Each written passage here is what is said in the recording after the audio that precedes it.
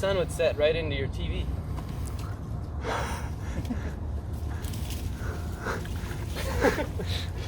It was perfect. You ready? Yeah. All right. David, what's your name? David Moonen. What do you do at the shop? Wait, guys, what do I do at the shop? We're just build boats? We're heading to where I used to camp/live for a little over a month between class, my freshman and sophomore year. I didn't want to start paying rent somewhere or pay to live somewhere, and my dorm contract ended, so I moved out into the backwaters and lived out here for a while. How did you come to be a boat maker? Came to be a boat maker through, I think, persistence and bugging you guys enough till you hired me, and then learning as we went. I was a woodworker growing up, and then I was introduced to the shop and really wanted to get a job there, so I showed up and bugged you guys a lot. So yeah, we're paddling to my campsite, but I'm pretty sure it's entirely underwater. So we're gonna go in here, and I will paddle through the typical direction you would have walked into the camp. If you were to suddenly transform into any non-human creature, what would it be? Not what you would choose to be, but if you just magically became whatever your character manifested as. Ooh, what my character just turned into, what would it be? Yeah. Huh. If I were to just take a shot in the dark, I would probably say like a squirrel or a monkey or something like that. Easily distracted by shiny objects and like to climb on things. So I lived just over this way for about 2 weeks, and then I moved to where we're going now after that, and lived there for the next 3. Kind of spent my whole time just organizing this place to be a fun little campsite, complete with a television and a workout center, all of which is underwater now. But so if you look off to the left over here, that burnt tree that was not intended to be a chimney but quickly became a chimney fire because the risk is real. Don't start fires in hollow trees. Right under the water line there's a hole in the bottom of this tree, and I had dirt packed in there to make a floor, and this is a slightly less educated version of myself, and I cooked tea on the fire right there, and then I set my coffee pot in that hole on top of 1 or 2 coals so that it wasn't like just getting super hot, or also wasn't cooling down, so I could drink my coffee or tea or whatever for a while. And then this whole side lit on fire, and it was just shooting flames out into the woods. So I took my Army issued poncho and filled it with water from the Mississippi and climbed up there and dumped it down the top about 8 times.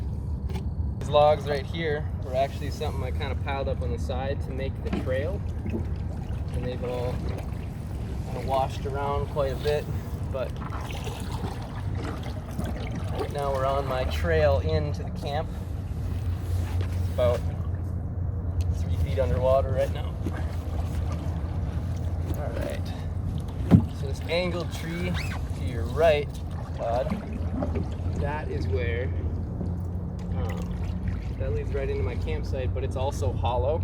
So that's where I kept all of the wood that I'd use in the fire. So that would keep all of my kindling and such. This tree we're just going under.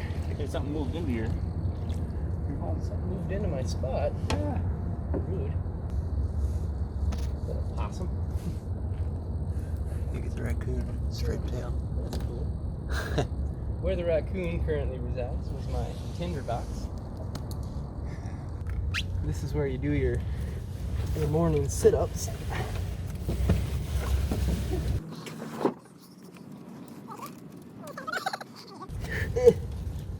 Then you do your sit-ups right here. See ya. But then you could sit right here because it also makes for a great chair. And I had a platform right here where I could set my coffee cup in the morning.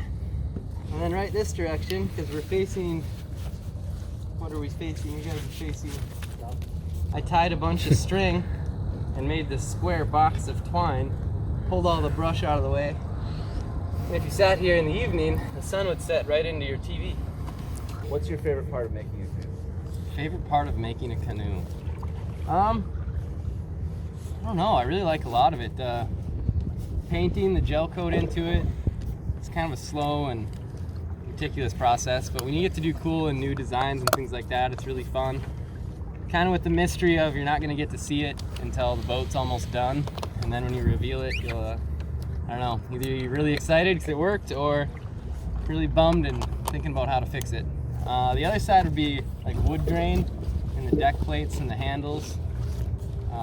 We spend a lot of time focusing on getting good grain that lines up and looks nice and kind of directional with the boat. So every once in a while you'll find a piece of wood that just has this perfect grain to it. And so it's kind of fun to brainstorm on how to best utilize it.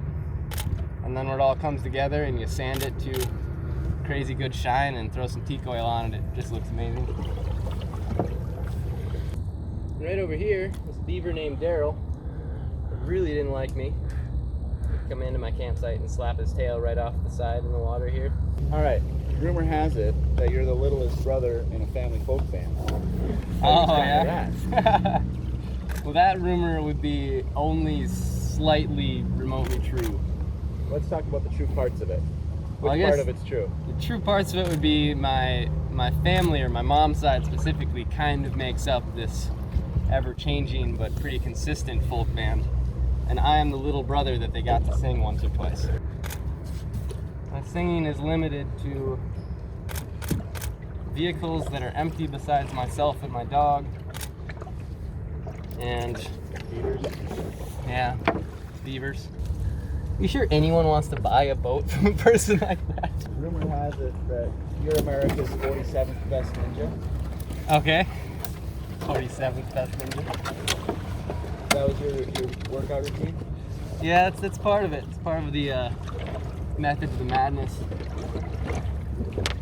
Used to have a salmon ladder set up in the woods too, so you could, I don't know if people know what that is, but just jump a pull-up bar up a bunch of rungs. Used to have one of those kind of rigged up out here. Does your family have a motto? Does my family have a motto? I guess one of the biggest things that I know you could say and everyone in my family would, I don't know, react as if they'd heard it 1,000 times would be, put your name on it. It's kind of my, I don't know if my dad coined it, but it's his thing on everything. You don't do anything or nothing's considered done until you're willing to stamp your name on it. And your name is the most important thing on your resume and should carry more weight than anything else on it. How does that carry into your work? I'd say that carries into my work pretty seamlessly. Let's go away. Especially with building boats where we actually put our name right into the bottom of the boat. Everyone that's built it puts their name on it to kind of put that stamp of approval on it.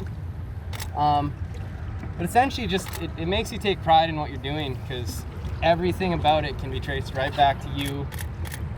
And yeah,